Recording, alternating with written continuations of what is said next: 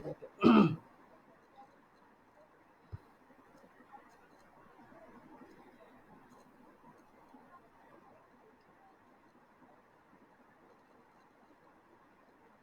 শিক্ষার্থীরা,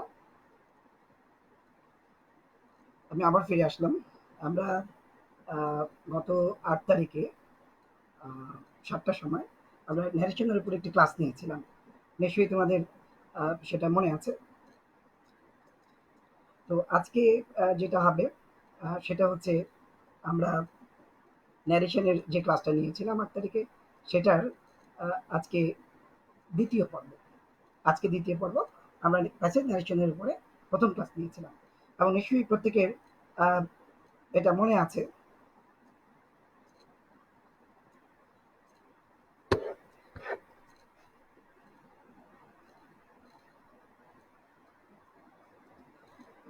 নিশ্চয়ই এটা আমাদের মনে আছে যে আমাদের ক্লাস সেটা বেসিক ন্যারেশনের উপর হয়েছিল।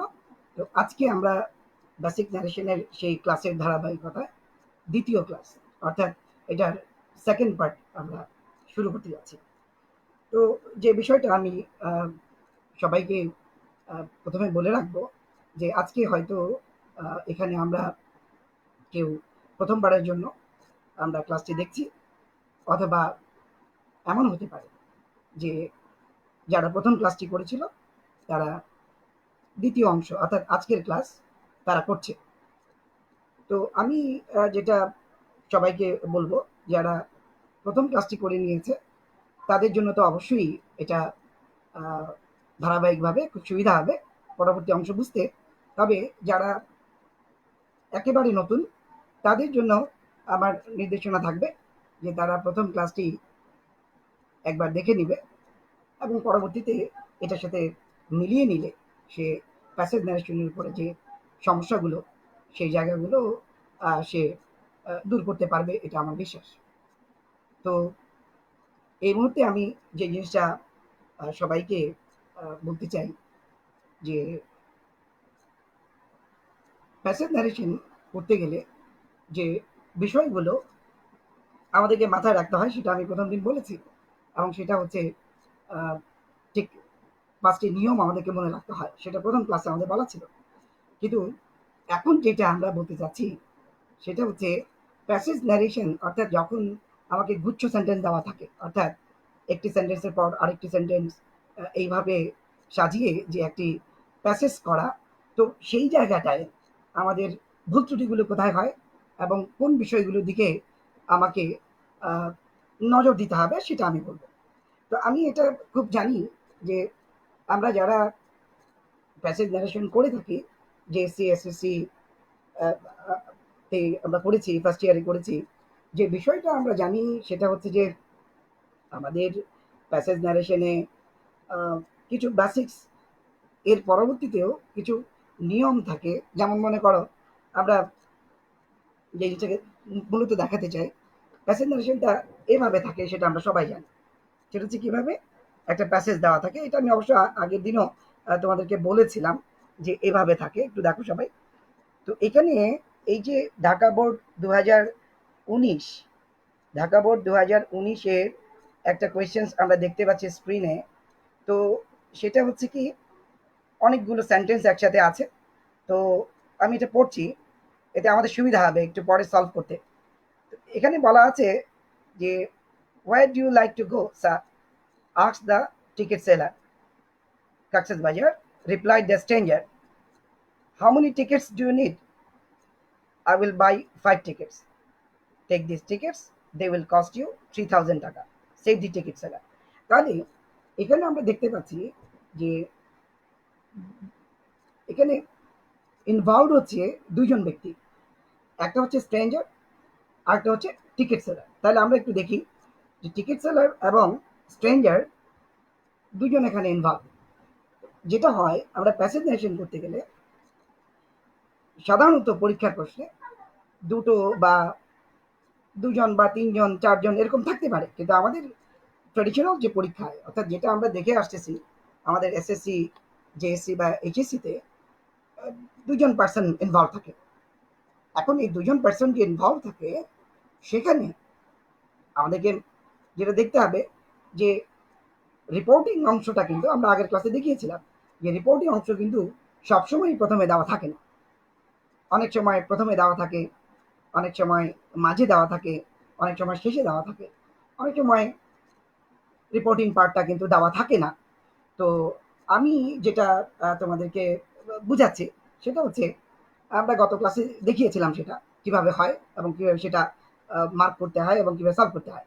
তো আমি যে জিনিসটা এখন দেখাবো সেটা হচ্ছে যে উদাহরণটা, যে আমরা প্রথম সেন্টেন্সে দেখলাম where do you like to go sir, আর্টস দ্য স্ট্রেঞ্জার। তাহলে যে প্রথম এখানে ইনভলভ সে কিন্তু, অর্থাৎ রিপোর্টিং অংশটা কিন্তু পরে, আস্ক দ্য স্ট্রেঞ্জার, কিন্তু রিপোর্টেড অংশটা কিন্তু আগে। ঠিক পরেরটাই আমি দেখতে পাচ্ছি কাকসেস বাজার।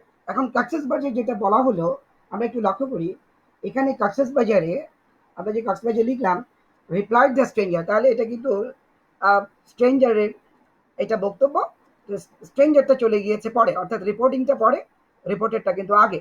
ঠিক প্রথমটার ক্ষেত্রেও রিপোর্টেডটা আগে, রিপোর্টিংটা পরে। বাট তৃতীয়টার ক্ষেত্রে আমরা দেখি how many tickets do you need, এখানে কিন্তু আগে বা পরে কোনো রিপোর্টিং অংশ নাই, অর্থাৎ how many tickets do you need এই কথাটা কিন্তু আমরা বুঝতে পারছি টিকিট সেলারের, কিন্তু টিকিট সেলারের কথা হলেও এর আগে বা পরে কিন্তু রিপোর্টিং নাই। এক্ষেত্রে যেটা করতে হবে তোমাকে বুঝে নিতে হবে, অর্থাৎ তোমাকে বুঝে নিতে হবে এটা রিপোর্টিং অংশটা কি হবে, এটা কার স্টেটমেন্ট। তা আমরা দেখতে পাচ্ছি how many tickets do you need, এটা কোয়েশ্চেন। এই কোয়েশ্চেনটা কে করেছে, আমরা বুঝতে পারলাম যে এখানে কোয়েশ্চেনটা করেছে টিকিট সেলার। এই জন্য বলছে how many tickets do you need, এখানে আগে বা পরে কোনো রিপোর্টিং অংশ নাই। এর পরের অংশটা দেখি, বলা আছে আই উইল বাই 5 টিকিটস। মজার বিষয় হচ্ছে এই পরের সেন্টেন্সটাতেও কিন্তু রিপোর্টিং অংশটা নাই, কিন্তু আমরা এখানে কিন্তু বুঝে নিচ্ছি যে এটা কার statement. I will buy 5 tickets, এটা কিন্তু একটা স্টেটমেন্ট, এটা একটা অ্যাসার্টিভ সেন্টেন্স, এবং এই স্টেটমেন্টটা হচ্ছে কার, এটা হচ্ছে যে টিকিট কিনতে এসেছে অর্থাৎ স্ট্রেঞ্জারের। তো পরে বলা হচ্ছে take this tickets, they will cost you 3000 taka, সেই দ্য টিকিট সেলার।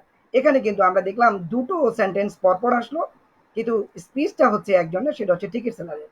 তাহলে এই যে আমরা প্যাসেজ ন্যারেশনে আমরা দেখি যে রিপোর্টিং আগে থাকে, রিপোর্টেড পরে থাকে, আবার কখনো কখনো রিপোর্টেড আগে থাকে, রিপোর্টিং পরে থাকে, আবার কখনো কখনো আমরা এরকম দেখি যে রিপোর্টিং অংশ থাকেই না। তো সেক্ষেত্রে আমাদেরকে যেটা করতে হবে যে আমাদেরকে এই দুটো যে পার্সন ইনভলভ, কে কার সাথে, সেটাকে আগে আমাকে বের করে নিতে হবে। বের করে নিয়ে আমাকে যে প্রাথমিক কাজটা করতে হবে, রিপোর্টিং প্রত্যেকবার রিপোর্টের আগে অ্যাড করে নিতে হবে। আমরা যদি একটু উদাহরণের দিকে তাকাই, এখানে যদি দেখি the stranger, sorry, where do you like to go sir, ask the ticket seller, কাশেদ বাজার, রিপ্লাইড দ্য স্ট্রেঞ্জার। তো আমরা যে কাজটা করব, এখানে যে আমরা লিখেছি আস্ক দ্য টিকিট সেলার, এটাকে আমরা আগে নিয়ে আসি, অর্থাৎ the ticket seller asked where do you like to go sir. তাহলে কি হলো, আমরা সাজিয়ে নিলাম। ঠিক পরবর্তীটায় দেখি আমরা, এখানে বলা হচ্ছে কাকসেস বাজার, রিপ্লাইড রিপ্লাইড দ্য স্ট্রেঞ্জার। আমরা এখানে কাজ করতে পারি যে স্ট্রেঞ্জারটাকে আগে নিয়ে আসি এখানে, অর্থাৎ এই কাকসেস বাজারের আগে দ্য স্ট্রেঞ্জার রিপ্লাই কাকসেস বাজার। তারপর বলা আছে how many tickets do you need. এখন এখানে যেহেতু how many tickets do you need, এখানে যেহেতু আমাদের এটা স্টেটমেন্টটা কার্ড, আমরা এই কোয়েশ্চেনটা কার্ড আমরা বুঝতেছি, এই কোয়েশ্চেনটা হচ্ছে টিকিট সেলারের। তাহলে আমরা এখানে আবার এই জায়গাটা আমরা একটু লিখে নিই, the ticket seller said how many tickets do you need. তারপরে বলছে আই উইল বাই 5 টিকিটস, এটা যেহেতু আমরা বুঝতেছি এটা হচ্ছে স্ট্রেঞ্জারের স্টেটমেন্ট, কারণ সেখানে যেহেতু রিপোর্টিং অংশটা নাই, তাহলে আমরা শুরুতে লিখে নিই the stranger said I will buy 5 tickets. তারপর আমরা দেখতে পাচ্ছি take this tickets, they will cost you 3000 taka. এটা যেহেতু বলা আছে, কে বলছে, দ্য টিকিট সেলার বলছে, তাহলে টিকিট সেলারটাকে আমরা আগে নিয়ে আসি, the ticket seller said take this tickets, they will they will cost you 3000 taka. অর্থাৎ প্রথমে আমাদের কাজ হবে যে আমরা কি করব, আমরা প্রথমেই এই যারা যারা ইনভলভ তাকে সাজিয়ে নিব, অর্থাৎ যেই স্টেটমেন্টের আগে অথবা কোয়েশ্চেনের আগে, রিপোর্ট স্পিচের আগে প্রত্যেকবার আমরা রিপোর্টিং অংশকে এখানে বসিয়ে নিব। এইটা হচ্ছে খুব জরুরি কাজ। প্রথমে আমাদের রিপোর্টিং করা, তারপরে হচ্ছে রিপোর্টিংটা বসানো, তারপর হচ্ছে রিপোর্টেড। তাহলে আমরা এটা হচ্ছে আমাদের প্রাথমিক কাজ। এখন কথা হচ্ছে যে আমাদের প্যাসেজ ন্যারেশন বুঝতে গিয়ে মূল সমস্যাটা কোথায় সেটা আমরা আলোচনা করব। তো প্যাসেজ ন্যারেশন করতে গিয়ে সমস্যাটা হয় মূলত দুটো জায়গায়। আমরা সেদিন বেসিক্স বুঝতে গিয়ে বলেছিলাম যে আমাদের 5টি নিয়ম মাথায় রাখতে হবে এবং সেগুলো একটার পর একটা আমরা দেখিয়েছি। এখন যে জিনিসটা আমাদের মাথায় আমাদের রাখতে হবে সেটা হচ্ছে যে রিপোর্টেড এর ভিতরে কিছু বিষয় থাকে, অর্থাৎ রিপোর্টেড সেন্টেন্স বা রিপোর্টেড যে স্পিচ তার ভিতরে কিছু বিষয় থাকে, যে বিষয়গুলো আমাদেরকে মাথায় ভালো মতো না রাখলে আমরা সেটাকে ইনডাইরেক্ট করতে গিয়ে আমাদের জন্য একটা প্রবলেম হয়ে দাঁড়ায়। তো আমি তোমাদেরকে খুব অনেস্টলি বলবো যে তোমরা যারা এখন স্ক্রিনের সামনে আছো, তোমরা প্রত্যেকে আহ, এই বিষয়টায় নিয়ে খাতা কলম নিয়ে বসে যাও। হয়তো অনেকেই অনেক কাজে নানা কাজে ব্যস্ত বিভিন্ন জায়গায় অবস্থান করতেছো, কেউ হয়তো স্ক্রিনের সামনে খাতা কলম নিয়েও বসার সুযোগ হয়েছে। তো আমি বলবো যে একটু লিখে নাও, আর স্ক্রিনে আমি যেটা দেখাবো সেটা যেহেতু এখানে রেকর্ড হচ্ছে, পরবর্তীতে তুমি এগুলো দেখে মিলিয়ে নিতে পারবে কোনো সমস্যা হলে। তো আমরা যে জিনিসটাকে আজকে খুব ভালো মতো করে মেনশন করব সেটা হচ্ছে সমস্যাগুলো কোথায়। সমস্যাটা হচ্ছে রিপোর্টেড স্পিচের মধ্যে কিছু ক্ষুদ্র ক্ষুদ্র ছোট ছোট এক্সপ্রেশন থাকে। সো এই এক্সপ্রেশনগুলো আমরা অনেক সময় কি করি, অনেক সময় বুঝতে পারি না যে এক্সপ্রেশনগুলো আমরা কিভাবে পরিবর্তন করব। এইটা হচ্ছে একটা সমস্যা, আমি তোমাদেরকে অনেস্টলি বলছি। যেমন আমরা একটু আগে দেখলাম যে এখানে আমরা দেখলাম যে স্যার লেখা আছে, এখানে যে এই যে শব্দটা স্যার, এখন আমার স্টেটমেন্ট এখানে কোয়েশ্চেনটা হচ্ছে where where do you like to go sir. তাহলে এই যে স্যার শব্দটা, এটা আমরা কি করব, আমরা না হয় এগুলো চেঞ্জ করতে পারলাম। যে এখানে আমরা ওইদিন দেখেছি যে কিভাবে সেন্টেন্সকে চেঞ্জ করতে হয়। এখানে একটা কোয়েশ্চেন আছে where do you like to go. এখন যদি স্যার না থাকতো তাহলে তো আমরা অ্যান্সারটা দিতে পারতাম এখানে দ্য টিকিট সেলার আস্কড। কার সাথে কথা হচ্ছে, স্ট্রেঞ্জের সাথে। তাহলে the ticket seller asked the stranger where he wanted to go, where he like to go, sorry এখানে লাইক আছে, where you like to go, but স্যারের জন্য আমরা কি করবো। এরকম আমাদের রিপোর্ট স্পিচের মধ্যে কখনো স্যার থাকে, কখনো হ্যালো থাকে, কখনো আমাদের আইসি, ওয়েল, ওকে, এরকম ইয়েস, নো, এরকম নানাবিধ এক্সপ্রেশন থেকে থাকে। তো আমি সেদিন আমাদের যে ক্লাস ছিল, ক্লাসে আমরা বলেছিলাম যে এই যে ছোট ছোট এক্সপ্রেশনগুলো বা অভিব্যক্তিগুলো বা ছোট ছোট ওয়ার্ড বা ফ্রেজ থাকে, সেটাকে কিন্তু আমরা ফেলে দিতে পারবো না। এইটার পরিবর্তে অবশ্যই একটা পরিবর্তিত কোনো শব্দ আমাকে যোগ করতে হবে।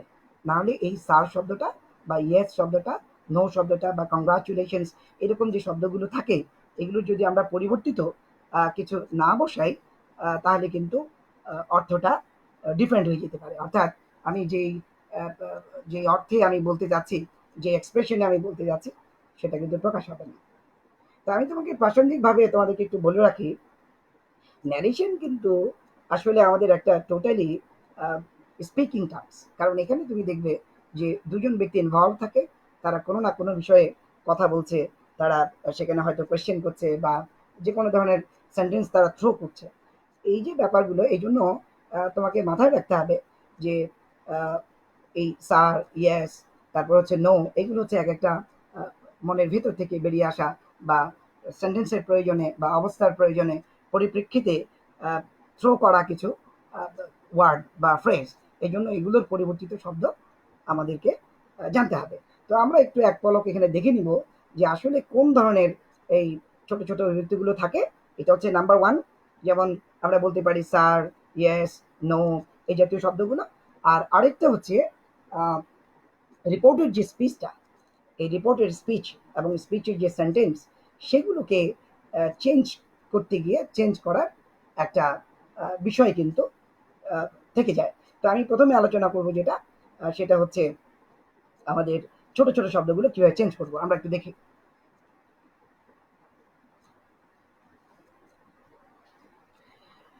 প্রথমেই আমরা দেখি এখানে আমি যেটা দেখিয়ে দিয়েছি রিপোর্টেড স্পিচে থাকলে, অর্থাৎ রিপোর্টেড স্পিচের ভিতরে ইনভার্টেড কমার ভিতরে যদি এইভাবে থাকে তাহলে আমরা সেটাকে চেঞ্জ করে কি হবে আমরা একটু দেখি।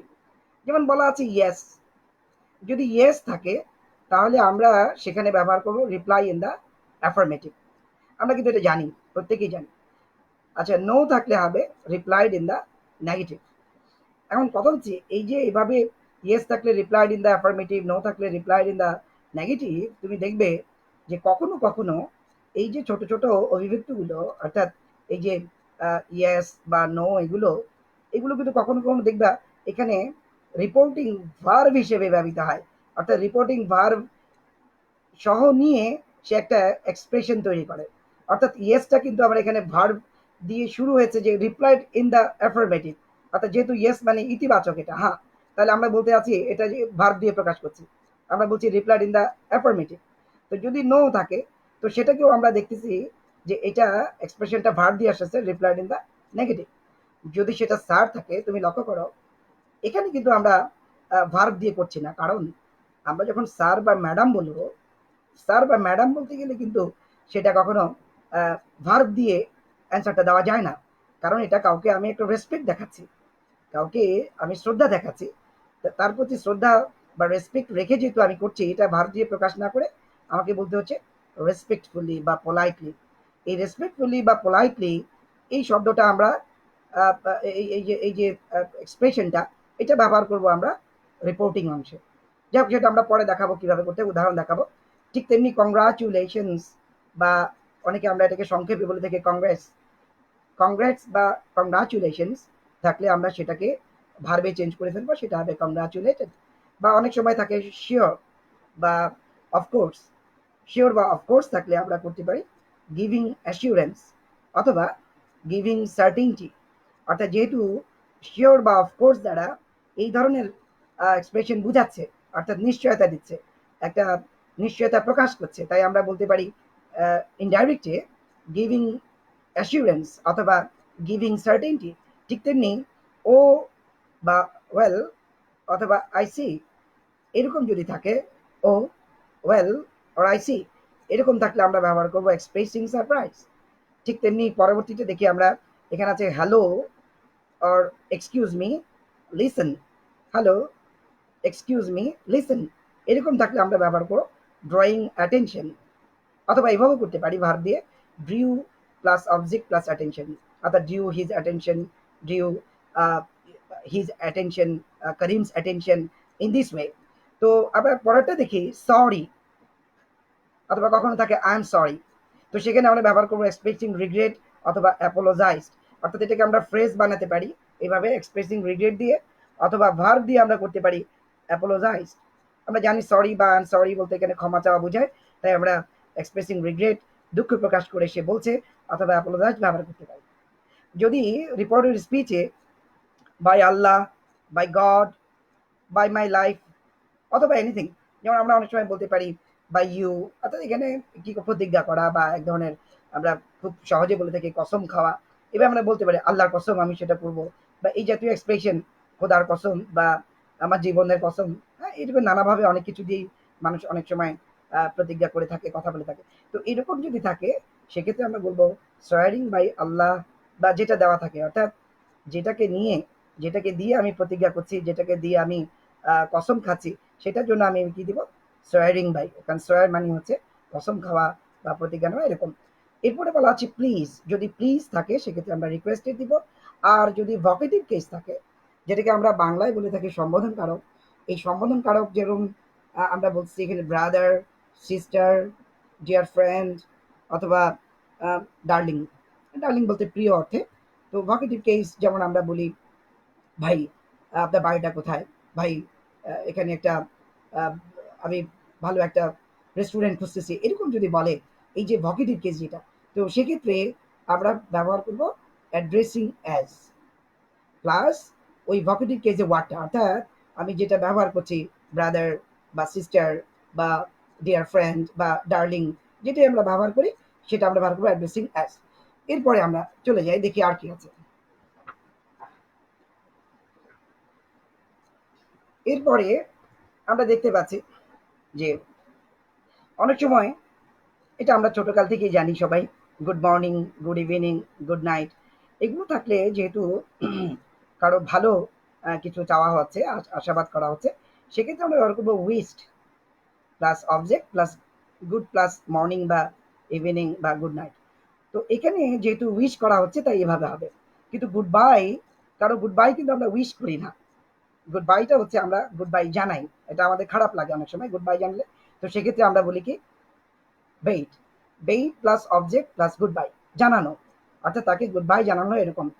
তো এমনি আমরা জানি থ্যাঙ্কস বা থ্যাঙ্ক থাকলে সেখানে থ্যাঙ্কড হয় প্লাস অবজেক্ট ফর্মটা হবে। আর সেন্টেন্সের শুরুতে যদি সো থাকে সেটা দ্যাট ইজ ওয়াই হবে, বা সেন্টেন্সের শুরুতে ভার্ব থাকলে এক্সপ্রেস ডিসস্যাটিসফ্যাকশন, আর ওকে থাকলে অ্যাগ্রি বা অন্যান্য কিছু হবে। তো এটা আমরা পরবর্তীতে উদাহরণে আমরা দেখব যে আসলে কি কি পরিবর্তিত হতে পারে, একটু মনোযোগ দিয়ে আমরা শুনি। এই যে এক্সপ্রেশনগুলো দেখালাম এগুলো কিন্তু খুব ইম্পর্টেন্ট, যেহেতু এটা স্ক্রিনে এখানে রয়ে যাবে, অর্থাৎ ভিডিওটা থেকে যাবে, আমরা পরবর্তীতে একটু দেখে নিব। তো আমি এবার উদাহরণ দিয়ে বোঝাচ্ছি কিভাবে থাকলে কি হয়, সেটা উদাহরণে আমরা দেখব।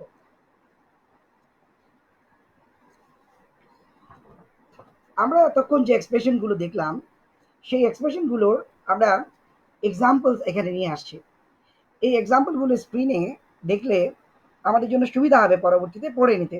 আমরা লক্ষ্য করি, আমরা প্রথমেই বলেছিলাম যে ইয়েস থাকলে হয় রিপ্লাইড ইন দ্য অ্যাফার্মেটিভ। আমরা একটু দেখি স্ক্রিনে, এখানে বলা হচ্ছে he said to me have you done it, yes. তার মানে একজন বলতেছে যে সে আমাকে বলল যে তুমি কি কাজটা করেছো বা তুমি কি এটা করেছো, তো উত্তর দিচ্ছে হ্যাঁ করেছে, ইয়েস। তাহলে এই ইয়েসের জন্য আমরা কিন্তু বলেছিলাম যে আমরা ব্যবহার করব রিপ্লাইড ইন দ্য অ্যাফার্মেটিভ। ফলে আমরা এখানে অ্যান্সারটা দাঁড়াচ্ছে he asked me if I had done it full stop, I replied in the affirmative.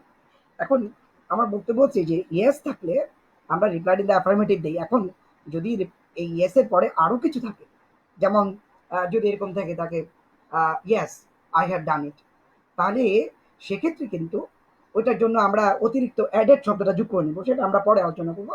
আমরা এতটুকু অন্তত জেনে রাখি যে এটা হলে রিপ্লাইড ইন দ্য অ্যাফার্মেটিভ।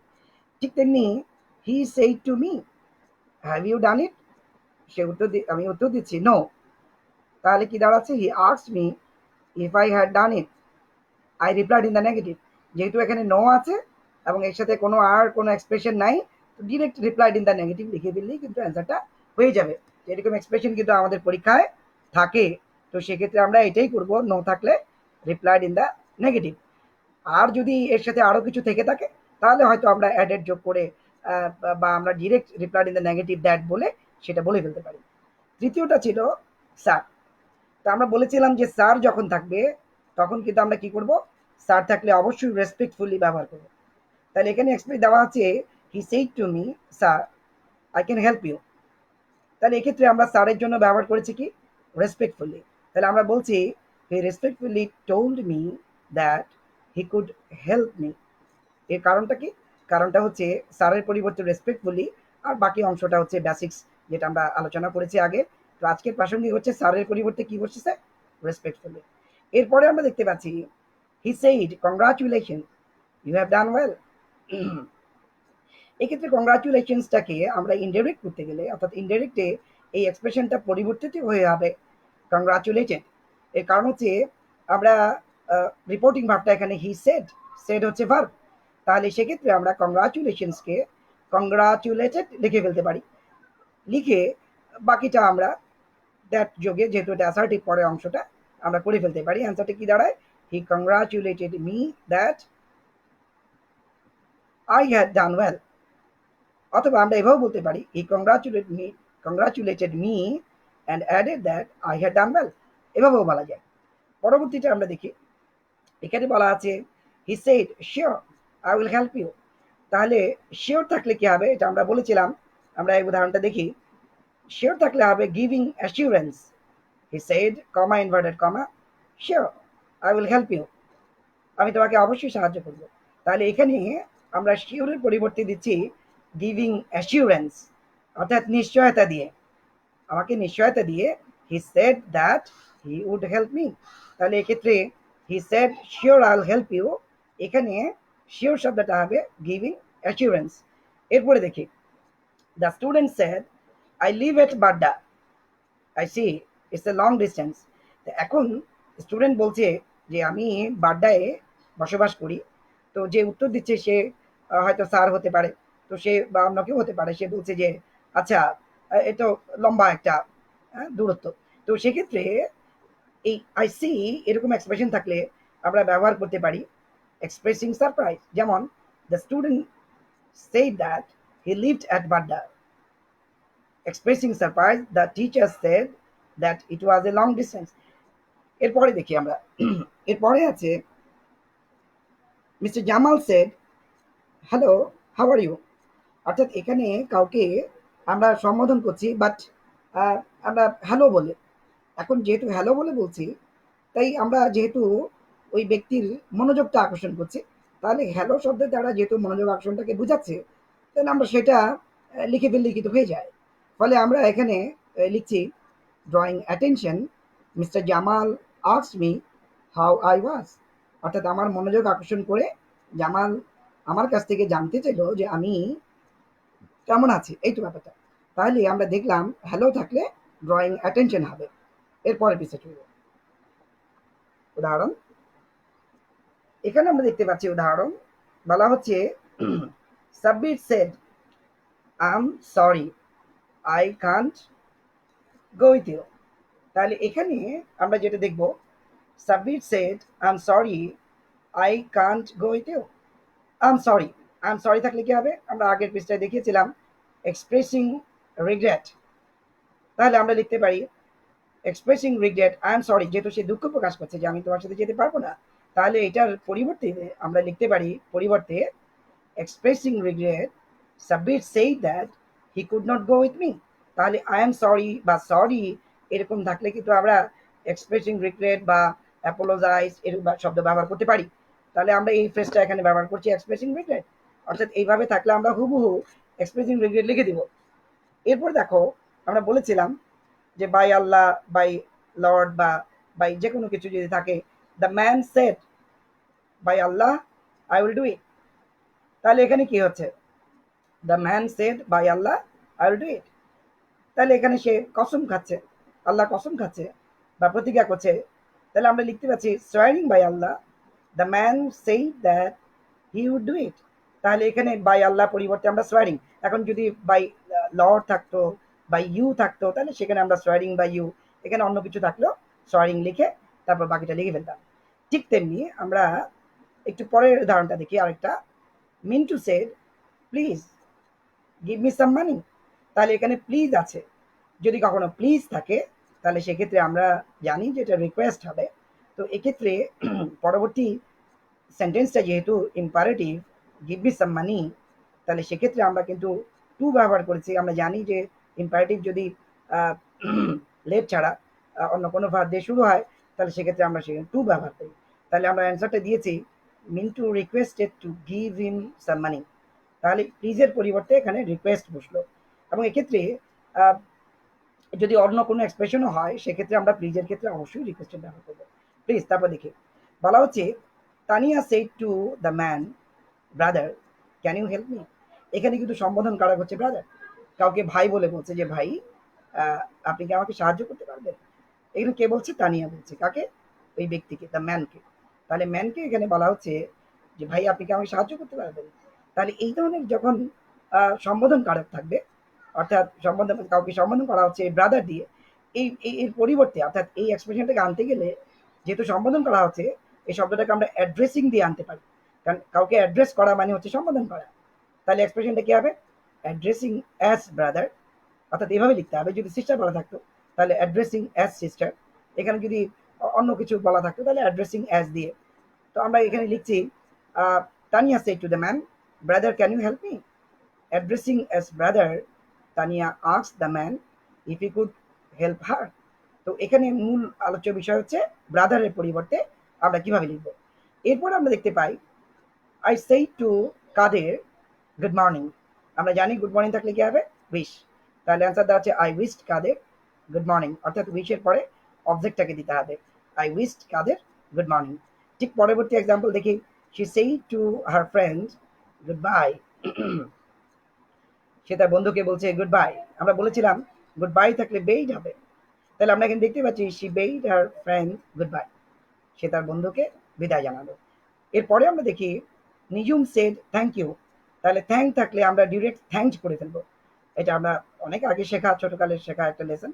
তাহলে এখানে হবে নিজুম থ্যাংকড মি, কারণ যেহেতু ইউটা বলতে আমাকে বোঝাচ্ছে, এখানে যদিও সেইডের পরে অবজেক্ট নাই, কিন্তু সেটা আমাকে বুঝে নিতে হবে। এরপর বলা হচ্ছে Faruk said but I can't help you, help me, sorry, but I can't help you. এখানে মি আসছে, সরি এটা ভুল আসছে, এটা মি হবে। Faruk said but I can't help you. তাহলে এখানে এই যে বাট, বাট দ্বারা কিন্তু সে তার অপারগতা জানাচ্ছে, সে করতে পারবে না। তাহলে হয়তো কোনো এক্সপ্রেশন বা কোনো কথা এরকম চলতেছিল যে তুমি কি আমাকে সাহায্য করতে পারবে, সে তখন উত্তর দিচ্ছে না আমি তোমাকে হেল্প করতে পারবো না। আমরা একটু বলিনি মেয়ের জায়গায় ইউ হবে। তো এখানে আমরা বলছি ফারুক এক্সপ্রেসড ডিসস্যাটিসফ্যাকশন, অর্থাৎ এই বাট থাকলে আমরা এক্সপ্রেস ডিসস্যাটিসফ্যাকশন ব্যবহার করবো সবসময়। তাহলে আমরা বলছি Faruk express dissatisfaction and said that he couldn't help me. এখানে ইউ থাকবে উপরে আর এখানে অ্যান্সার হয়ে মি হয়ে যাবে। আর পরবর্তী আমরা দেখতে পাচ্ছি শি সেইড ওকে আইল হেল্প ইউ।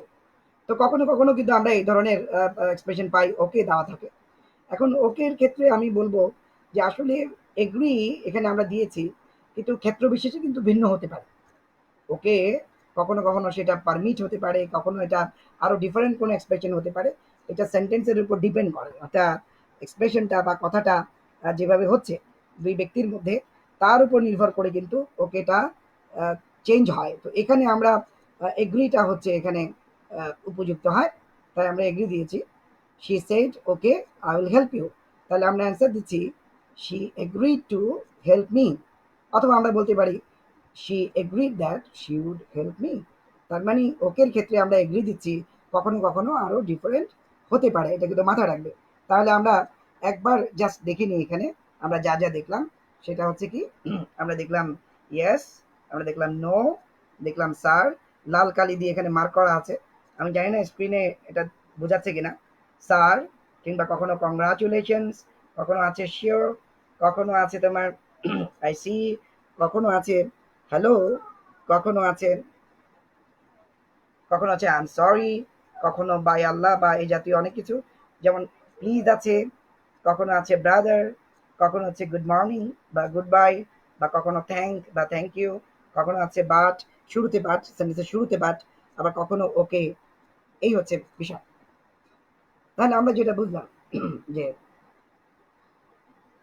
রিপোর্টেড স্পিচের মাঝে, অর্থাৎ রিপোর্টেড স্পিচের শুরুতে বা শেষেও হতে পারে অনেক সময়, যেমন আমরা বলি sir can I help you, অথবা I can help you sir. এই যে স্যার শব্দটাকে আমরা একবার আগে দিচ্ছি বা পরে দিচ্ছি, মেইন কথা হচ্ছে এই ছোট ছোট এক্সপ্রেশনগুলো থাকলে, অভিব্যক্তিগুলো থাকলে আমরা এইভাবে চেঞ্জ করবো, যেটা আমরা স্ক্রিনে আগে দেখিয়েছি। তো আমরা প্রেজেন্টেশন করার সময় এই বিষয়গুলোর দিকে আমরা অবশ্যই মাথায় রাখবো। আমি বলেছিলাম প্রথমেই যে দুটো জিনিস মাথায় রাখতে হবে আমরা যখন প্রেজেন্টেশনে যদি ভালো করতে চাই। তাহলে সেক্ষেত্রে আমরা একটা জিনিস দেখিয়ে ফেলেছি, সেটা হচ্ছে এই ছোট ছোট এক্সপ্রেশনগুলো থাকলে কিভাবে ইনডাইরেক্ট করতে গেলে চেঞ্জ করতে হয়। এখন আমরা দেখব যে রিপোর্টেড স্পিচের বিশেষ কিছু অবস্থা থাকে। আমি একেবারে সাধারণ বিষয়গুলো নিয়ে আলোচনা করব না, এগুলো তোমরা সবাই জানো, যেহেতু তোমরা আহ, অনেকেই ক্লাস করেছো, স্যারদের সাথে আহ, অনেক ক্লাস রয়েছে, তারা তাদের যথেষ্টভাবে তোমাদেরকে সহায়তা করেছে। তবে বিশেষ বিশেষ কিছু জায়গা যেগুলো আমাদেরকে স্মরণ রাখতে হবে, সেই জায়গাগুলো আলোচনা করব। আর একেবারে যেগুলো খুব সাধারণ ওগুলো আমি আলোচনা করছি না, অর্থাৎ যে জায়গাটা আমরা পরীক্ষার হলে আটকে যাই বা সমাধান করতে গেলে সেটা দেখাচ্ছি।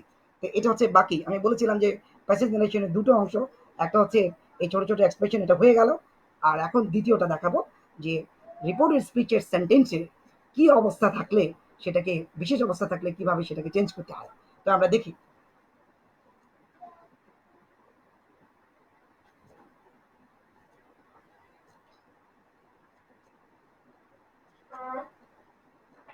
হ্যাঁ, সেটা হচ্ছে আমরা এটা একটা হেডিং দিয়েছি যে সেটা হচ্ছে প্যাসেজ ন্যারেশন করতে আরো যে সকল বিষয়ে জ্ঞান রাখতে হবে। অর্থাৎ প্যাসেজ ন্যারেশন করতে গেলে যেহেতু এখানে একটা দুজন পার্সন ইনভলভ থাকে এবং একটা সার্বিক একটা বিষয় একটা থিম থাকে, এই জন্য কিছু কিছু বিশেষ পরিস্থিতিতে বিশেষ চেঞ্জ না করলে কিন্তু সেটা সমস্যা হয়। তো সেটা আমরা একটু দেখছি। সেটা হচ্ছে প্যাসেজ ন্যারেশন করতে আরো যে সকল বিষয়ে জ্ঞান রাখতে হবে। যেমন দেখো, অ্যাসার্টিভ সেন্টেন্সে ইন্টারোগেটিভ সাইন থাকলে, এখন দেখা গেল কি, লক্ষ্য করো যে আমার সেন্টেন্সটা কিন্তু অ্যাসার্টিভ কিন্তু শেষে ইন্টারোগেটিভ সাইন দেওয়া, তাহলে এটা কেমন হয়ে গেল যে প্রথমে অ্যাসার্টিভ কিন্তু শেষে আবার ইন্টারোগেটিভ সাইন। তাহলে এক্ষেত্রে যদি এরকম থাকে আমরা কি করব, আমরা লিখবো বিং সারপ্রাইজ বসবে এবং রিপোর্টিং ভার্ব আস্কড হবে, কনজাংশন ইফ হবে। অর্থাৎ বিং সারপ্রাইজ লিখে আমরা ইন্টারোগেটিভ নিয়মে সলভ করে ফেলবো। তো যেমন উদাহরণটা দিয়েছি আমরা, he said you do not know me, being surprise he asked if I didn't know him. এখানে বলা হচ্ছে ইউ ডোন্ট নো মি। এখন যেহেতু সেন্টেন্সটা হচ্ছে অ্যাসার্টিভ, আমাকে কিন্তু কোয়েশ্চেন স্টাইলই বলতে হবে। বলা হচ্ছে he said you don't know me, তাহলে এখানে আমরা কিন্তু কোয়েশ্চেন স্টাইলে বলছি, যদিও এটা অ্যাসার্টিভ। তাহলে এরকম থাকলে আমরা লিখবো being surprise he asked if I didn't know হিম। আচ্ছা, দ্বিতীয়টা দেখি, রিপোর্টেড স্পিচে শুধু হোয়াই থাকলে, অনেক সময় আমরা এরকম বলে থাকি, আমি কিন্তু উদাহরণ দিয়েছি এখানে। তো রিপোর্টেড স্পিচে যদি শুধু হোয়াই থাকে, অর্থাৎ আমরা নিচের উদাহরণটা দেখি আগে। যেমন বলা হচ্ছে I say to him will you come here, তুমি কি এখানে আসবে? তো সে বলছে ওয়াই, তার মানে এখানে আগে পরে আর কিছু নাই, ডিরেক্ট বলছে ওয়াই, আর কিছুই নাই। তো সেক্ষেত্রে আমরা যদি শুধু হোয়াই থাকে, আমরা যেটা লিখবো ওই সাবজেক্টটা লিখে wanted to know the reason. যেমন অ্যান্সারটা দেখো, I asked him if he would come there, full stop, he wanted to know the reason। তার মানে এই যে ওয়াইটা, ওয়াই কে বলছে, এটা এটা তো হি বলছে, তাহলে আমরা সাবজেক্ট নিয়ে আসলাম হি, আর ওয়াই এর পরিবর্তে আমরা দিয়ে দিলাম wanted to know the reason. অর্থাৎ সে যে আমাকে ডাকছে, আমি যে তার কাছে যাওয়ার কথা বলছে, এর কারণটা কি, তো এই জন্য বলছে হোয়াই, কেন। আমরা যখন বলি কেন, তার মানে কি কারণটা কি, এই জন্য আমরা অ্যান্সারটা এইভাবে দিব। 3 নাম্বারটা দেখি, রিপোর্টেড রিপোর্টিং ভার্ব বাক্যের মাঝে বসলে তার শুরুতে বসিয়ে চেঞ্জ করতে হবে। এখানে একটা ব্যাপার আছে, এটা আমি প্রথম ক্লাসে কিন্তু দেখিয়েছিলাম, তোমাদেরকে মনে আছে যে রিপোর্টিং কিন্তু মাঝে বসিয়ে যেতে পারে, আর একটা ফুল সেন্টেন্স কিন্তু ভাগ হয়ে যেতে পারে। যেমন দেখো, ফুল সেন্টেন্সটা ছিল you will pass if you study, কিন্তু ওটা ভেঙে গিয়ে হি সেইটা মাঝে চলে গেছে, কিন্তু লেখার সময় কিন্তু হি সেইটা আগে চলে আসবে, আর ওই পরবর্তীটা নিয়ম অনুযায়ী চেঞ্জ হবে, অর্থাৎ একটা সেন্টেন্সে চেয়ে বসবে। ফলে আমরা দেখতে পাচ্ছি he said that I would pass, he said that I would pass if I studied, অর্থাৎ সে আমাকে বললো যে আমি পাস করতাম যদি আমি পড়াশোনা করি, তার মানে আমি পাস করবো যদি আমি পড়াশোনা করি। তার তার মানে হচ্ছে সেন্টেন্সটা ছিল you will pass if you study, ওই ক্লজ, এই দুটো ক্লজ আলাদা হয়ে গেছে, সেন্টেন্সটা ভাগ হয়ে গেছে। ভাগ হয়ে যাওয়ার কারণে যদি লেখার সময় তুমি একসাথে লিখবা he said that he would pass if I study, sorry, I would pass if I study. এরপরে যায় 4 নাম্বার, এইভাবে যদি থাকে, যেমন বলা আছে রিপোর্টিং অংশে প্রোনাউন দেওয়া থাকলে এবং রিপোর্টেড অংশে প্রোনাউনটির নাউন ফর্ম দেওয়া থাকলে, যেমন সাধারণত আমরা কি দেখি, নাউন আগে বসে আর প্রোনাউন সবসময় কি কোথায় বসে, পরে বসে। কিন্তু এখানে লক্ষ্য করো ঘটনাটা কি ঘটছে, যে এখানে আমরা দেখতে পাচ্ছি he said where are you going, his sister said I am going to school Arif. তাহলে লক্ষ্য করো, হি সেইড হোয়ার, সে বলছে যে তুমি কোথায় যাচ্ছ, হোয়ার ইউ গোয়িং। এখন তার বোন বলছে আমি স্কুলে যাচ্ছি আরিফ, তার মানে কি আসলে ওই হিটা ছিল আরিফ। তাই এই জন্য সেক্ষেত্রে প্রোনাউনটা আগে বসেছে, বাট আরিফ যাকে বলা হচ্ছে, যে বলছে তার নামটা কিন্তু, অর্থাৎ নাউনটা কিন্তু পরে চলে গেছে। কিন্তু অ্যান্সার দেওয়ার সময় তোমাকে ওইটা বুঝে আরিফকে আগে নিয়ে আসতে হবে। ফলে অ্যান্সারটা দাঁড়াবে Arif asked his sister where she was going, his sister replied that she was going to school। তাহলে এক্ষেত্রে আমরা বুঝলাম যে প্রোনাউন যদি আগে দেওয়া থাকে আর নাউন পরে থাকে, তো আমরা সেন্টেন্সকে বুঝে নাউনকে আগে নিয়ে আসবো আর প্রোনাউনকে পরে নিয়ে যাব। এটা তোমরা স্ক্রিন যেহেতু এটা উঠতেছে, পরে তোমরা ভালো মতো দেখে নিও। এবার দেখি 5 নাম্বার। এখানে বলা আছে রিপোর্টেড স্পিচে ফুল সেন্টেন্স না থেকে শুধু ফ্রেজ বা সিঙ্গেল ওয়ার্ড থাকে। যেমন অনেক সময় কিন্তু এরকম হয় যে আমরা, যেহেতু আমি প্রথমেই একটু আগেও বলেছি যে এটা হচ্ছে একটা কনভারসেশন, এটা হচ্ছে স্পিচ, আচ্ছা এটা হচ্ছে দুইজন ব্যক্তির মধ্যে কথোপকথন, তাই অনেক সময় ফুল এক্সপ্রেশন নাও আসতে পারে। তো এরকম যদি ফ্রেজ বা সিঙ্গেল ওয়ার্ড থাকে, সেটাকে বুঝে নিতে হবে যে আসলে অ্যান্সারটা কিভাবে দিলে এটা ফুল এক্সপ্রেশনটা আসে। যেমন বলা আছে he said to me what is the price, সে বলছে দাম কত, I said 30 taka per kg. তাহলে হোয়াট ইজ দ্য প্রাইস কিন্তু একটা সেন্টেন্স, কিন্তু যখন আমি বললাম 30 টাকা পার কেজি, এটা জাস্ট একটা ফ্রেজ, এখানে এটা একটা পূর্ণ সেন্টেন্স নয়।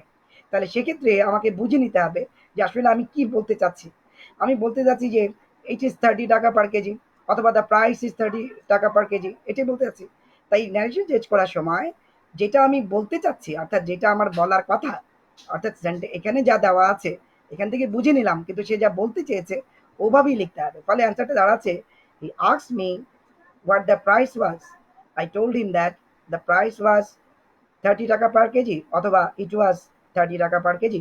এখানে ইট বলতে প্রাইসকেই বোঝাচ্ছে। তাহলে আমরা দেখে নিই প্রাইস বললেও হবে অথবা ইট বললেও হবে। এরপরে আমরা যে উদাহরণটা দেখব 6 নাম্বার। এখানে দেখো বলা হচ্ছে রিপোর্টেড স্পিচের মধ্যে কোনো ব্যক্তির নাম ধরে ডাকার ব্যবহার থাকে। এখন এই জিনিসটা নিয়ে একটা কনফিউশন আছে যে অনেক সময় দেখো এখানে বলা আছে he said Mamun do not quarrel. তো মামুনকে বলা হচ্ছে তুমি ঝগড়া করো না, মামুন ডু নট করে। এখন হয় কি, আমরা কিন্তু অনেক সময় এই যে এটাকে ভকেটিভ কেস হিসেবে নিয়ে নিই যে এখানে তো মামুনকে বলা হচ্ছে, কিন্তু কথা হচ্ছে যে না, আসলে ওই ব্যক্তি তো মামুনকে চিনে, ব্যক্তি চিনে বলেই তো বলছে তুমি ঝগড়া করো না। আপনাকে অপরিচিত ব্যক্তি গেলে তো নিশ্চয়ই এরকম মামুন বলে ডাকতাম না, আমরা হয়তো বলতাম ব্রাদার সিস্টার অথবা অন্য কিছু। এখানে ডিরেক্ট যেহেতু মামুন বলেছে এবং সে তাকে চিনে, তাহলে এক্ষেত্রে আমরা নর্মালি ব্যবহার করলে হয়, এটাকে অবজেক্ট হিসেবে নিয়ে নিলে হয়। অর্থাৎ যেহেতু সে নিষেধ করছে, আমরা লিখছি হি ফরবেড মামুন টু কোয়ারেল, অর্থাৎ তাকে নিষেধ করলো সে যেন ঝগড়া না করে। অথবা বলতে পারি he told Mamun not to quarrel, অর্থাৎ ইম্পারেটিভের নিয়েও আমরা করলাম ডু নট কোয়ারেলটা, আর মামুনটাকে কিন্তু আমরা ভকেটিভ কেস হিসেবে নিলাম না। সো এটা কিন্তু তোমরা বারবার দেখবে একটা ব্যক্তিকে ডেকে বলছে এই মামুন তুমি এটা করো না, তাহলে মামুনকে সে চিনে। তো যেহেতু চিনে তাহলে এটা অবজেক্ট হিসেবে হবে, রিপোর্টিং পার্টের অবজেক্ট হিসেবে হবে। আচ্ছা এরপরে যাই। এরপরে আমরা দেখতে পাচ্ছি যে রিপোর্টের স্পিচে দুটি পরপর অ্যাসার্টিভ সেন্টেন্সের মধ্যকার সম্পর্ক বুঝে কনজাংশন বসাতে হবে। এটা কিন্তু একটা ফ্যাক্ট, আমরা খুব প্রাইমারিলি সবাই জানি যে আমরা অ্যাসার্টিভ পরপর থাকলে কখনো অ্যাডেড, প্রথমে সেট দেই, তারপর অ্যাডেড দেই, তারপর ফার্দার অ্যাডেড, তারপর কখনো অ্যাগেইন অ্যাডেড, অলসো অ্যাডেড, এরকম আমরা দিই। কিন্তু কথা হচ্ছে অনেক সময় কিন্তু এক্সপ্রেশন, অর্থাৎ দুইটার পারস্পরিক পরম মানে দুজনের যে মধ্যকার সম্পর্ক, সেটা বুঝে দিলে তোমার সুবিধা হয়। সবসময় যে অ্যান্ড হবে বা সবসময় তোমার অ্যাডেড হবে, অলসো অ্যাডেড, ফার্দার অ্যাডেড না। যেমন এখানে বলা হচ্ছে he said I am ill, I will not go to college. তাহলে এখানে আমরা কি বলছি যে এখানে কিন্তু দেখো যে প্রথমটা হচ্ছে তার কারণ, আর পরটা হচ্ছে তার ফলাফল, অর্থাৎ সে যাবে না, অর্থাৎ যে অসুস্থ বলেই সে যাবে না। তা আমরা তো এটা এভাবে বলতে পারি he said that he was ill and for this he would not go to college. তার মানে কি এখানে সম্পর্কটা পরম্পরা, অর্থাৎ এটার পরে এটা, অর্থাৎ এটা কারণ এটা ফলাফল। ঠিক আমরা যদি এটাকে উল্টিয়ে দেই, একটু লক্ষ্য করো, he said I will not go to college full stop I am ill. তাহলে এখানে তো কারণটা চলে গেলে পরে, তাহলে আমরা এখানে বলতে পারতাম he said that he would not go to college because he was ill. তার মানে সবসময় এখানে অ্যাডেড, আমরা হ্যাঁ কেউ কেউ হয়তো এভাবে অ্যান্সার দিব যে he said that he was ill, he added that he would not go to college, এটা হবে কিন্তু একটু দুর্বল হয়ে পড়বে। এই জন্য আমরা এই সেন্টেন্সের ভিতরে সবসময় এরকম পরপর সেন্টেন্স থাকলেই, অ্যাসার্টিভ থাকলেই আমরা অ্যাডেড বা অলসো অ্যাডেড না দিয়ে অনেক সময় চিন্তা করব যে মূল সম্পর্কটা কি। ক্লিয়ার? এরপরে আসো 8 নাম্বার। এখানে আমরা মোট 9টা কারণ দেখিয়েছি টোটালি। 8 নাম্বারে চলে আসছি। এখানে বলা হচ্ছে রিপোর্টের স্পিচে সেন্টেন্সটি যদি অভ্যাসগত সত্য বা চিরসত্য বোঝায় বা গাণিতিক সত্য বোঝায়, এক্ষেত্রে টেন্সে পরিণত হবে না। এটা খুবই নর্মাল, ছোটকাল থেকেই জানো। তারপর আমরা স্মরণ করে দিচ্ছি যে এখানে মাথায় রাখতে হবে যে রিপোর্টের স্পিচটা, হ্যাঁ আমরা টেন্স পরিবর্তন করি প্রয়োজনে, রিপোর্টিং ভার্ব পাস্ট হলে আমরা টেন্স পরিবর্তন করি, কিন্তু দেখতে হবে এটা কি অভ্যাসগত সত্য, এটা কি চিরসত্য কিছু বা গাণিতিক সত্য কিছু কিনা। সেক্ষেত্রে আমরা কিন্তু চেঞ্জ করবো না, অর্থাৎ টেন্স ফর্ম আনবো না, অর্থাৎ এটাকে চেঞ্জ করবো না, সরি। যেমন বলা হচ্ছে the teacher said the sun gives us light. তো টিচার যে বক্তব্যটা দিচ্ছে এটা তো একটা চিরসত্য কথা যে সূর্য আমাদেরকে আলো দেয়। তাহলে এক্ষেত্রে আমরা এটাকে গ্যাপ করে ফেলবো না, ডিরেক্ট আমরা যা আছে তাই রাখবো। The teacher said that the sun gives us light, যেহেতু এটা চিরসত্য। এখন এটা অভ্যাসগত কর্ম হতে পারতো, অথবা এটা গাণিতিক সত্য হতে পারে, 2 and 2 makes 4। নিশ্চয়ই আমরা এভাবে লিখবো না 2 and 2 made 4, বরং আমরা লিখবো দ্য 2 and 2 লিখবো, কারণ এটা হচ্ছে গাণিতিক সত্য। স্বতঃসিদ্ধ বিষয়কে আমরা কখনই রিপোর্ট স্পিচে থাকলে চেঞ্জ করতে পারবো না। এবং 9 নাম্বার, আমরা মোট 9টা কারণ দেখিয়েছি দ্বিতীয় পয়েন্টের। এই 9 নাম্বার কারণটা আমরা ভালো মতো দেখি। রিপোর্টেড স্পিচের সেন্টেন্সে, অর্থাৎ রিপোর্টেড স্পিচটিতে যদি ট্যাগ কোয়েশ্চেন থাকে, এই নিয়ে আমাদের অনেক সময় বোর্ড পরীক্ষায় আমরা দেখেছি কোয়েশ্চেন আসে, তো সেটা আমরা এখানে সলভ করে নিই। তো যদি এমন হয় যে ইম্পারেটিভ সেন্টেন্সের ট্যাগ কোয়েশ্চেন থাকে তাহলে উঠে যাবে। অর্থাৎ আমরা যে অনেক সময় সেন্টেন্স লিখে থাকি, সেন্টেন্সের সাথে যদি ট্যাগ থাকে এবং সেন্টেন্সটা যদি ইম্পারেটিভ দেওয়া থাকে, তাহলে সেক্ষেত্রে আমরা ট্যাগটাকে উঠাই দিলে ইম্পারেটিভ নিয়মে করলেই কিন্তু হবে। যেমন বলা হচ্ছে he said to me do it now, won't you. এখানে বলা হচ্ছে হি সেইড টু মি, সে আমাকে বললো এটা এখনই করো, তুমি কি করবে না? তাহলে এখন কি এখানে যে আমরা বলছি, এক্ষেত্রে যেহেতু ইম্পারেটিভ দিয়ে শুরু হচ্ছে ডু ইট নাও, ওন্ট ইউটাকে আমরা উঠাই দিই। ওন্ট ইউটাকে যদি আমরা না রাখি তাহলে কিন্তু অ্যান্সারটা নর্মালি হয়ে যায়, he ordered me to do it then. এখন একটা বিষয় আমি প্রাসঙ্গিক বলি, অনেক সময় আমরা ইটকে দ্যাট করে ফেলি, এটা কখনই করবে না, কারণ ইট হচ্ছে একটা প্রোনাউন, দ্যাটও একটা প্রোনাউন। দিস থাকলে দ্যাট হয় প্রাসঙ্গিক জায়গায়, কিন্তু ইটকে আবার দ্যাট করে দিও না, এই জন্য ইট কিন্তু ইটই থাকবে। এই ধরনের ভুল আমরা পরীক্ষার খাতায় অনেক সময় পাই। যাই হোক, তাহলে অ্যান্সারটা দাঁড়াচ্ছে কি, যে ট্যাগ কোয়েশ্চেন যদি ইম্পারেটিভের ক্ষেত্রে থাকে তাহলে ইম্পারেটিভের অংশটা আমরা বাদ, অর্থাৎ ট্যাগ অংশটা বাদ দিয়ে দিলে ইম্পারেটিভটাকে ইম্পারেটিভের নিয়মে করলেই হবে। আর যদি এমন হয় যে না, সেন্টেন্স দেওয়া হচ্ছে তোমার অ্যাসার্টিভ, অ্যাসার্টিভ সেন্টেন্স যদি তোমার দেওয়া থাকে, অ্যাসার্টিভ সেন্টেন্সের ক্ষেত্রে ইন্টারোগেটিভ নিয়মে ইন্টারোগেট করে ট্যাগ কোশ্চেনটির পরিবর্তে অ্যান্ড এজিউমড দ্যাট লিখে ট্যাগ কোশ্চেনটি হাঁ বোধক হলে না বোধক অ্যাসার্টিভ, এবং ট্যাগ কোশ্চেনটি না বোধক হলে হা বোধক অ্যাসার্টিভ ফর্মে লিখতে হবে। যেমন দেখো এখানে বলা আছে he said to me I am doing it aren't I, অথবা কখনো আমরা বলে থাকি এইন্ট আই। তো যাই হোক, হি said to me I am doing it aren't I, তাহলে আমরা একটু লক্ষ্য করি এখানে কিন্তু আমাদের একটা ট্যাগ কোয়েশ্চেন আছে, আর সেটা কি আর্নট আই, কিন্তু সেন্টেন্সটা হচ্ছে কি অ্যাসার্টিভ। তাহলে আমরা বলেছি যখন অ্যাসার্টিভ হবে তখন আমরা ওই অ্যাসার্টিভটাকে আমরা কোয়েশ্চেনের নিয়মে করে ফেলবো প্রথম অংশটা। তাহলে এখানে কি আছে, he asked me if he asked me if I was doing it, sorry এখানে sorry, he said to me I am doing it, he asked me if he was doing it. তো এটা সে লিখলো, লেখার পরই কিন্তু এখানে বলা আছে অ্যান্ড এজিউম দ্যাট, এবং ধরেই নিল, অনুধাবন মানে এটাকে অ্যাকসেপ্ট করে নিল দ্যাট হি ওয়াজ। এখন আরএন্ট আই, এখানে কিন্তু লক্ষ্য করো এটা নেগেটিভ আছে, অর্থাৎ আমরা জানি যে I am doing it assertive এবং হাবোধক হওয়াতে কিন্তু ট্যাগটা হয়েছে না বোধক, ট্যাগের নিয়মে। কিন্তু যখন আমরা এটাকে ইনডাইরেক্ট করব তখন কি হয়ে যাবে, ওই এজিউম দ্যাটের পরে ওই আইটা এখানে হি হয়ে গেল, আর এখানে যেহেতু আরএন্ট নেগেটিভ ছিল ওটা তখন পজিটিভ হয়ে যাবে। এই জন্য আমরা উপরে লিখেছি ট্যাগ কোশ্চেনটি না বোধক হলে আমাদের অ্যান্সারে হবে কি হবে, অ্যান্সারে হয়ে যাবে তোমার হাবোধক, না বোধক থাকলে, আর না বোধক থাকলে হাবোধক হয়ে যাবে। এই যে মোট 9টা আমরা দেখালাম, এই 9টা এক্সপ্রেশন বা সরি এই 9টা নিয়ম কিন্তু আমাদের প্রায়ই ঘুরে ফিরে আমরা দেখি যে এরকম পাওয়া যায়। তো সেক্ষেত্রে আমাদেরকে কিন্তু এইভাবে চেঞ্জ করতে হবে। তো তোমরা এটাকে ভালো মতো দেখে নিবে। এখন যে বিষয়টা সেটা হচ্ছে আমরা দুটো জিনিস দেখালাম, আমি আবারও দেখাচ্ছি দুটো জিনিস। একটা হচ্ছে কি, একটা হচ্ছে প্রথমে আমার এই ছোট ছোট ক্ষুদ্র ক্ষুদ্র অভিব্যক্তিগুলো, সেটা হচ্ছে কি ইয়েস, নো, কংগ্রাচুলেশনস, অথবা বাই আল্লাহ, বাই সামথিং এরকম কিছু, অথবা আই এম সরি, সরি, এই জাতীয়গুলো কিভাবে চেঞ্জ করতে হয় আমরা উদাহরণ দেখিয়েছি। আর দ্বিতীয়টা হচ্ছে এই রিপোর্টেড স্পিচটা, সেটা বিশেষ কিছু অবস্থায় থাকে, ওই বিশেষ কিছু অবস্থার ক্ষেত্রে বিশেষ বিশেষগুলোই আমি এখানে নিয়ে আসছি, সেগুলো কীভাবে চেঞ্জ করতে হয় আমরা দেখালাম। তো এখন আমরা যে কাজটা করব, আমরা একটা উদাহরণ আমরা দিয়ে সেটা সলভ করব, এবং সলভটা করলেই আমাদের ক্লাসটা আজকের মতো শেষ হবে। তো আমরা একটু দেখে নিই মনোযোগ দিয়ে। যেমন আমরা সেই উদাহরণটাই যেটা প্রথমে দেখিয়েছিলাম, সেখানে আমরা কি লিখেছিলাম, আমরা লিখেছি আমরা লিখেছি where do you like to go sir, তাহলে আমরা এখানে কি পেলাম? স্যার। স্যার হচ্ছে অতিরিক্ত সেই এক্সপ্রেশন শব্দ। তো এখন এরপরে আমরা দেখি আর আছে কিনা, যেমন আছে কাকসেস বাজার। তো এখানে বলা হচ্ছে where do you want to, sorry, where do you like to go sir, আর just stranger, ticket, sorry, ticket seller. তাহলে এখানে আমরা স্যার পেয়েছি, তাহলে এটা আছে একটা শব্দ। কিন্তু পরে দেখো কাকসেস বাজার, আসলে তার কথাটা কি শুধু কাকসেস বাজার ছিল, নাকি সে বলতে চাচ্ছিল যে I like to go to Cox's Bazar বা I want to go to Cox's Bazar, এরকম কিন্তু হতে পারে। কিন্তু এখানে কাকসেস বাজার আছে, অর্থাৎ জাস্ট ক্ষুদ্র একটা ফ্রেজ দেওয়া আছে, কিন্তু আসলে মূলত সে এটা বলতে যাচ্ছে না। সে বলতে যাচ্ছে তার কোয়েশ্চেনের প্রেক্ষিতে I like to go to Cox's Bazar অথবা I want to go to Cox's Bazar, এটা বললে হবে। তাহলে যেহেতু আমাদের ফ্রেজটা আসছে এটা, কিন্তু ভাবনাটা হচ্ছে মূলত ওটা, তাহলে চেঞ্জ করার সময় আমরা একটু আগে দেখিয়েছি ওই নিয়মে আমরা চেঞ্জ করবো। আচ্ছা, এরপর বলছে how many tickets do need, এটা নর্মাল কোয়েশ্চেন। বলছে I will buy 5 tickets, take this tickets, they will cost you 3000 taka, সেই দ্য টিকিট সেলার। তাহলে আমরা দুটোই কিন্তু পেলাম।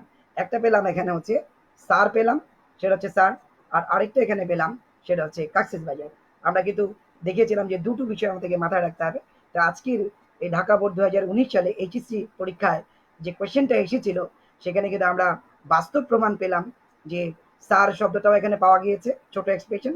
আর আরেকটা হচ্ছে কি কাকসেস বাজার, অর্থাৎ যেটা পূর্ণ একটা স্টেটমেন্ট না, পূর্ণ একটা সেন্টেন্স নয়, একটা ভাঙা অংশ। সে এই যে, এবং দুটোই কিন্তু আমরা আজকে আলোচনা করেছি। তাহলে আমরা দেখি টোটাল নারেশনটা অ্যান্সারটা কি হয়। অ্যান্সারটা দাঁড়াচ্ছে এভাবে, আমরা কি দেখি, সেটা হচ্ছে the ticket seller respectfully ask the stranger. এখন কথা হচ্ছে যে স্যার বলাতে কিন্তু এখানে আমরা রেসপেক্টফুলি বলেছি। এখন এমনও হতে পারে, যেহেতু যদি তুমি মনে করো যে ওই যে ব্যক্তি স্ট্রেঞ্জার, তাকে সে আসলে এই ডিরেক্ট তার স্যার না, এরকম যদি ভাবো যে সে তো তার ডিরেক্ট স্যার না, আসলে ব্যাপারটা তা না, এখানে রেসপেক্ট এখানে ব্যাপারটা। তো যেহেতু রেসপেক্টের ব্যাপারটা, তাই আমরা রেসপেক্টফুলি কথাটা আনতে পারি। আর যদি একেবারেই তোমার মনে হয় যে না স্যার, এটা টিচার না, আমি রেসপেক্টফুলি দিব না, এটা যেহেতু কে বলছে, টিকিট সেলার বলছে তাকে, তাহলে সেক্ষেত্রে তুমি চাইলে রিকোয়েস্টও দিতে পারো, কোনো সমস্যা নেই। তবে ওগুলোতে আমরা না যাওয়াই ভালো, এটা হচ্ছে বেস্ট। তাহলে আমরা এখানে লিখেছি the ticket seller respectfully ask the stranger where he like to go, তাকে জিজ্ঞেস করলো যে সে কোথায় যেতে চায়। দ্য স্ট্রেঞ্জার, তাহলে আমরা স্যারের পরিবর্তে রেসপেক্টফুলি লিখেছি। তারপর এখানে আছে দ্য স্ট্রেঞ্জার রিপ্লাই দ্যাট, আমরা যেহেতু সে বলছে যে আমি যেতে চাই কাকসেস বাজার, এখন দেখো এখানে বলছে সে শুধু কাকসেস বাজার, কিন্তু কাকসেস বাজার বলাতে আমরা কিন্তু সেটা ভেবে নিচ্ছি যে সে বলছে I want to go to Cox's Bazar, অথবা সে কিন্তু এটাও ভাবতে পারে যে I like to go to Cox's Bazar. তো এই জন্য আমরা সেটার পরিবর্তে কি লিখেছি, the stranger reply that he wanted to go to Cox's Bazar, অথবা the stranger reply that he likes to go to Cox's Bazar. ফলে শুধু কাকসেস বাজার লিখলে কিন্তু অ্যান্সারটা হতো না। এই জন্য আমরা বুঝে নিয়েছি যে পূর্ণ কথাটা হচ্ছে এটা ওয়ান টু, অথবা এখানে কি হবে লাইক টু। যাও, এরপর বলা হচ্ছে এই টিকিট সেলার কিন্তু তাকে আবার কোয়েশ্চেন করেছে, যেহেতু প্রথমে কোয়েশ্চেন করেছিল, আবার দ্বিতীয়বার সে কোয়েশ্চেন করছে। তো এই জন্য কিন্তু তোমাকে মাথায় রাখতে হবে কোয়েশ্চেনটা যেহেতু দ্বিতীয়বার করছে সে, তাই আমরা অ্যাগেইন কথাটাকে এনেছি। The ticket seller again asked হিম, আবার তাকে বললো। তো এখানে হিম দিয়েছি, বা আর এখানে স্ট্রেঞ্জার আনার দরকার নাই, কারণ যেহেতু আমরা বুঝতেছি এখানে টিকিট সেলার এর সাথে তারই অন্য ব্যক্তি যে কথা হচ্ছে সে একজন পুরুষ, এবং তার ক্ষেত্রে হিম দ্বারা তাকে বোঝা যায়। তাই আমরা লিখেছি the ticket seller again asked him. Again কেন দিলাম এটা মাথায় রাখতে হবে, যেহেতু কোয়েশ্চেন সে দ্বিতীয়বার করছে, তাই অ্যাগেইন দিয়েছে। The ticket seller again asked him how many tickets you needed. তোমাকে নিশ্চয়ই মনে আছে আমি প্রথম ক্লাসে বলেছিলাম যে যখন তুমি কনজাংশন যোগ করে দিবে, তারপরে কিন্তু অ্যাসার্টিভ হয়ে যাবে, অর্থাৎ প্রত্যেকটা ইনডাইরেক্ট ফর্ম বা সেন্টেন্স কিন্তু সবসময় অ্যাসার্টিভ হবে। তাহলে এখানে যদিও কোয়েশ্চেন ছিল, কিন্তু এখানে কিন্তু দেখো খুব অ্যাসার্টিভ হয়ে গিয়েছে। ফলে আমরা বলেছি the ticket seller again asked him how many tickets he needed, ওখানে ছিল ডু ইউ নিড। যাও, এরপরে দেখো, তো স্ট্রেঞ্জার তাকে বলছে তো কতটা দরকার। এখানে আমরা খুব মানে যেহেতু দুজনের কথোপকথন, এটাকে বুঝে নিয়ে আমরা রিপ্লাই না দিয়ে আমরা বলেছি দ্য স্ট্রেঞ্জার সেই দ্যাট, সে বলল যে। এখন রিপ্লাইয়ের ব্যাপার না, আসলে এখানে কিন্তু প্রশ্নোত্তরের ব্যাপার না, সে তাকে হয়তো জিজ্ঞেস করছে, সে এটাকে জানাইছে। এই জন্য আমরা এখানে কিন্তু দ্য স্ট্রেঞ্জার রিপ্লাইড না দিয়ে আমরা কথোপকথনের স্বার্থে অবস্থার প্রেক্ষিতে বলেছি the stranger say that he would buy 5 tickets। এখন কেউ যদি লেখো যে the stranger replied that he would buy ticket, এটাও হবে, তবে একটু সৌন্দর্যের জন্য সে বলল যে তার 5টি টিকিট দরকার বা 5টি টিকিট সে কিনবে, এটাই সুন্দর হয়। তো এরপর বলা হচ্ছে দেখো এখানে বলা হচ্ছে যে take this tickets, they will cost you 3000 taka. এখন টিকিট সেলার কিন্তু তাকে বলছে যে আপনি টিকিটগুলো নেন এবং এগুলোর দাম পড়বে হচ্ছে কত, 3000 টাকা, 3000 টাকা পড়বে। তো এখন ঘটনাটা দেখো, এখন এই যে আমি একটা শব্দ দিয়েছি দেন, এই দেনটা হচ্ছে যেহেতু বারবার তার সাথে কথা হচ্ছে, এর সাথে কথা বলছে, তো এখানে আমরা একটা অতিরিক্ত শব্দ যোগ করে দিলাম তারপর। এতে কি হয়, এতে এটার একটা মাধুর্যতাটা বাড়ে, এটার ভিতরে একটা সৌকর্য বাড়ে, অর্থাৎ প্যাসেজ ন্যারেশনের এই সৌকর্যটা কিন্তু এই ওয়ার্ডটা, সৌন্দর্যটা। আমি যদি বলতাম দ্য টিকিট সেলার রিকোয়েস্টেড, তাহলে কি হতো ঘটনাটা, যে সে বলতেছে, সে উত্তর দিচ্ছে, সে এটা বললো, সে ওটা বললো না, তারপর বা এটা শুনে এর প্রতি উত্তরে সে বলল, এই যে কথাগুলো, এই অতিরিক্ত শব্দগুলো বা এক্সপ্রেশনগুলো কিন্তু আমরা আনতে পারি, কারণ এটা হচ্ছে প্যাসেজ ন্যারেশনের সৌন্দর্যের জন্য।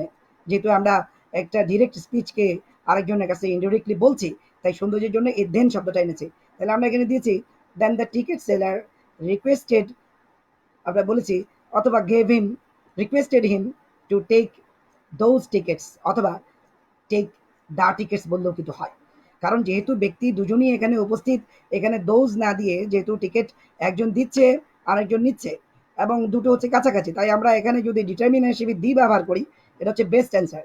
সবসময় কিন্তু মনে রাখতে হবে যে দিস থাকলে দ্যাট, দিস থাকলে দোজ হয় না। আমরা যদিও জানি যে দিস থাকলে দ্যাট, দিস থাকলে দোজ, কিন্তু কখনো কখনো কিন্তু প্রয়োজনে দি হয়। এখানে আমার মতে দি দিলে অ্যান্সারটা বেস্ট হবে। তাহলে কি দাঁড়ায়, the then the ticket seller ticket seller requested him to take the tickets, যেহেতু দুজনেই উপস্থিত, এখানে দোজ বলার দরকার নেই, তাহলে একটা ডিস্টেন্স হয়ে যায়, তাহলে দ্য টিকিটস হচ্ছে বেস্ট। তারপরেও দোজ দিলে অ্যান্সার হবে। অথবা আমরা খুব কৌশলে, যেহেতু এক্সপ্রেশনটা আমরা বুঝতেছি, আমরা কিন্তু এটাও বলতে পারি then the ticket seller gave him the tickets, এটা বললেও কিন্তু হয়, তাকে টিকিটগুলো দিল। একেবারে ঠিক রিকোয়েস্টেড হিমই দিতে হবে টু টেক, কারণ ওখানে উপরে টেক দেওয়া আছে, টেক দিতে হবে না। কথা হচ্ছে যে এক্সপ্রেশনটা, অর্থাৎ ইনডাইরেক্ট ফর্মটা আসলেই হলো, কথাটা ক্লিয়ার হলেই হলো। ফলে কেউ অ্যান্সার দিচ্ছে then the ticket seller requested him to take the tickets, কেউ লিখছে the ticket then the ticket seller gave him the tickets, এটা বললে হবে। অ্যান্ড টোল্ড হিম, যেহেতু পরে আবার সাথে সাথে বলছে যে দে উইল কস্ট ইউ 3000 টাকা, তো আমরা কি করি, টিকিটটা দিয়েই বলি যে ভাই দাম কিন্তু এত, তাই এই জন্য একসাথে আমরা এটাকে পরম্পরা দিয়ে যোগ করে দিলাম, and told him that they would cost 3000 taka, তাহলে একসাথে সুন্দর হয়ে গেল। এখন এখন যদি আমরা ফুল স্টপ দিয়ে আবার বলি হি অ্যাডেড দ্যাট, আসলে যেহেতু একটা ধারাবাহিকতা আছে এখানে, ভাই এই হচ্ছে আপনার টিকিট এবং তার দাম হচ্ছে এত, তাহলে কিন্তু কথাটা মিলে যায়। এইভাবে করলে আমরা সুন্দর করে কিন্তু প্যাসেজ নারেশন করতে পারি। তো সুপ্রিয় শিক্ষার্থীরা, আমি তোমাদেরকে আসলে যেই এক্সপ্রেশনটা এখানে দিল, যে লেকচারটা দিলাম, তো যে বিষয়টা, সেটা হচ্ছে যে আমি একেবারে ফার্স্ট টু লাস্ট সব কিছু এখানে আলোচনা করার সুযোগও নাই, কারণ আমাদের সময়ও এখানে অল্প। তো সেই জায়গাটায় যে বিষয়গুলোতে আসলে আমাদের সমস্যা হয়, যে বিষয়গুলোতে আমাদের প্রবলেম হয়, যে বিষয়গুলো সাধারণত আমরা স্কিপ করে যাই বা মিস্টেক করি খাতায়, সেই জায়গাগুলোকে বেছে নিয়ে আমরা এখানে তার অবস্থাটা বা অ্যান্সারটা কেমন হবে সেটা দেখানোর চেষ্টা করেছি। তো আমি বোধ করি তোমরা এই ভিডিও শেষ করার পর তোমরা এটা ভালো মতো নিয়ে বারবার দেখবে, দেখে এগুলো হয়তো খাতায় লিখে নিতে পারো, এগুলো নিজেরা চর্চা করতে পারো, আরও উদাহরণ দাঁড় দাঁড় করে, এবং বইয়ে অবশ্যই আমি বিশ্বাস রাখি যে আজকে যেই সমস্ত এক্সপ্রেশনগুলো দেখলাম, বিশেষ করে যে দুটো পয়েন্ট আমরা দেখালাম, এই দুটো পয়েন্ট তুমি তোমার যে এক্সারসাইজ বুক তোমার বাসায় আছে সেখানে তুমি খুঁজে নিয়ে সেখানে তুমি দেখে সুন্দর করে সলভ করতে পারবা। তো আজকের মতো আমরা ক্লাসটাকে এতটুকুই রাখছি। আর এর সাথে আমার বক্তব্য থাকবে যে তোমরা নিশ্চয়ই বাসায় আছো এবং বাসা থেকে বের হবে না। আমরা শিক্ষক হিসেবে এটা বারবারই বলে থাকি, সব জায়গায় বলা হচ্ছে। আমরা আবারও সে একই কথা, আমরা একটাই কাজ করব, আমরা স্রষ্টার কাছে প্রার্থনা করব আমাদেরকে যেন এই ধরনের মহামারী থেকে আল্লাহ আমাদেরকে পরিত্রাণ করেন। এটা আমি বিশ্বাস করি একজন মানুষ হিসেবে, আল্লাহর একজন সৃষ্টি হিসেবে, স্রষ্টার একজন সৃষ্টি হিসেবে, যে তিনি আমাদেরকে পরিত্রাণ করতে পারেন যে কোনো হতে। তিনি আমাদের পরীক্ষায় রেখেছেন, এই পরীক্ষা থেকে অবশ্যই আমরা ইনশাআল্লাহ মুক্ত হব। তাই আমরা সবসময় দোয়ায় লিপ্ত থাকবো এবং পড়াশোনা বা যেই ধরনের কাজ আমাদের জন্য দায়িত্ব কর্তব্য সেটা আমরা করবো। সবাইকে ধন্যবাদ।